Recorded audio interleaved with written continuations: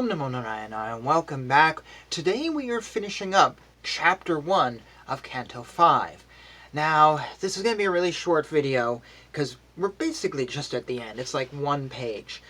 But before we get into this, I have to say I've read this already. I always tell you when I've already read something on this channel. That's my rule of thumb because this is all about reading stuff for the first time. And actually, not just have I read this already, but I've recorded the entire Canto 5. I finished it, a couple weeks ago, matter of fact. Maybe longer than that. What happened was, as always, I record like these, and then I put them on my computer, and I slowly edit them. I might edit one a day or something. It takes forever. And I was editing this one, and something happened when I was saving the edits. And I do this all on YouTube. I don't know what happened, but it was as though all the little cuts I made had jumped forward. So I'm watching this, knowing something's wrong, but not knowing what. I'm watching this, all of a sudden I'm like, wait a minute, I should have made a cut there. That's where I would make a cut. And then I'm watching along, and all of a sudden, mid-sentence, cut. What? Okay, that's not good. And then I'm watching a little longer, I'm like, oh, I should have made a cut there. There's like a huge gap, and I mess up. Going along, whoa, mid-word, there's a... and the whole end of the video is gone. So I am back long after the fact. I just kind of delayed it out of laziness, re-recording this final bit of Chapter 1. And so I'm going to kind of keep my comments a little bit minimal, because I really don't remember what we were talking about in the last video, because for me it was months ago, for you it was 2 days ago. Anyways, I will say this, I really enjoyed Canto 5.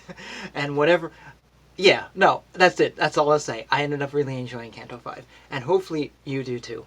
So we're going to start today with, let's see, Chapter 30. Sorry, I'm all confused. We're going to start today with verse 30.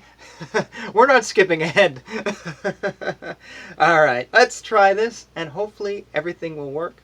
While so excellently ruling the universe, King Priyavrata once became dissatisfied with the circumambulation of the most powerful sun god. Encircling Sumeru hill on his chariot, the sun god illuminates all the surrounding planetary systems. However, when the sun is on the northern side of the hill, the south receives less light. And when the sun is on the south, the north receives less.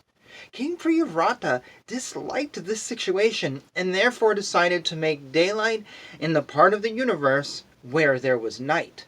He followed the orbit of the sun god on a brilliant chariot and thus fulfilled his desire. He could perform such wonderful activities because of the power he had achieved by worshipping Lord Vishnu. When King Priyavrata drove his chariot behind the sun, the rims of his chariot wheels created impressions that later became the 7 oceans, dividing the planetary system known as Bhumandala into 7 islands. The names of the islands are Jambu, Plaksha, Shalmali, Kusha, Krancha, Shaka, and Pushkara. Each island is twice as large as the one preceding it, and each is surrounded by a liquid substance beyond which is the next island. The 7 oceans respectively contain salt water, sugarcane juice, liquor, clarified butter, milk, emulsified yogurt, and sweet drinking water. All the islands are completely surrounded by these oceans, and each ocean is equal in breadth to the island it surrounds.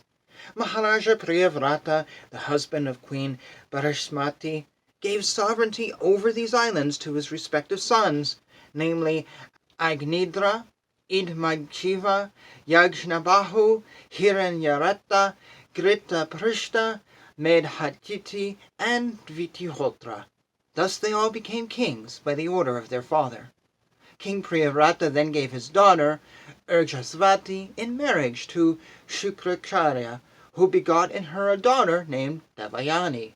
My dear king, a devotee who has taken shelter of the dust from the lotus feet of the Lord can transcend the influence of the 6 material waves, namely hunger, thirst, lamentation, illusion, old age, and death, and he can conquer the mind and 5 senses.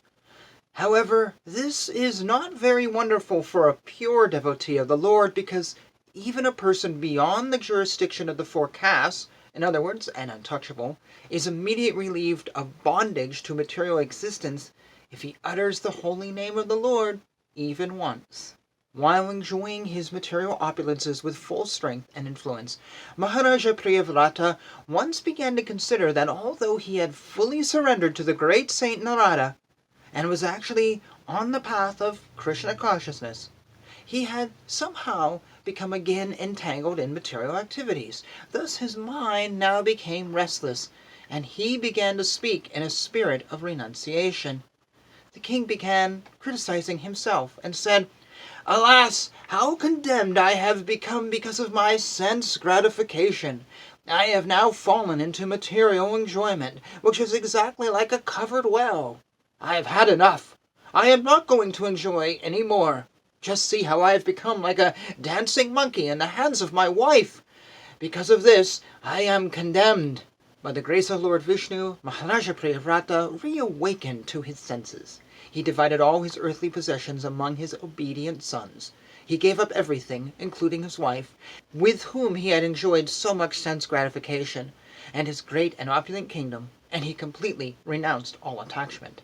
His heart, having been cleansed, became a place of pastimes for Lord Vishnu. Thus he was able to return to the path of Krishna consciousness, spiritual life, and resume the position he had attained by the grace of the great saint Narada. There are many famous verses regarding Maharaja Priyavrata's activities. One is, to stop the quarreling among different peoples, Maharaja Priyavrata marked boundaries at rivers and at the edges of mountains and forests so that no one would trespass upon another's property. The second verse is, as a great follower and devotee of the sage Narada, Maharaja Priyavrata considered hellish the opulences he had achieved by dint of fruitive activities and mystic power, whether in the lower or heavenly planetary systems or in human society. And thus ends Chapter 1. So, for you, this is the beginning of a great adventure. So, one little comment though, it mentioned in here the creation of the 7 islands and the ocean. You have probably seen this referenced. You probably have seen pictures of this. If you get online, you can find drawings of the earth with the islands and this and that. We will be talking about that, foreshadowing, more in later chapters. So, sorry for this little interruption from the future, but next week we're back on course with the normal videos as they were recorded months ago. And yeah, thank you for joining me. As always, all the best to you in your spiritual journey. Feel free to comment down below or whatever forum you're watching this on, and I look forward to hearing from you. Jai Shri Krishna.